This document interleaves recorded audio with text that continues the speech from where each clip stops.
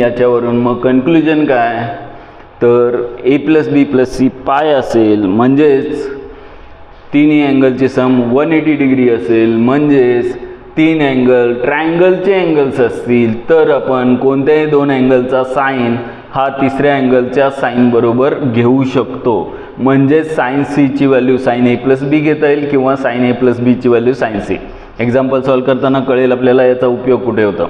Sign B plus C is equal to sine A किंवा sine एच्या ऐवजी तुम्ही साइन बी प्लस सी घेऊ शकता. Sine C plus A is equal to sine B किंवा sine बीची value sine C plus A. आणि हे जर कॉस असेल तर मात्र निगेटिव्ह होईल, म्हणजेच कॉस सी ची value minus cos A plus B किंवा कॉस ए प्लस बी ची value minus cos C. Cos B plus C is equal to minus cos A आणि cos C plus A is equal to minus cos B. आणि हेच असंच negative टॅनच्या बाबतीत result आहे. Tan A plus B is equal to minus tan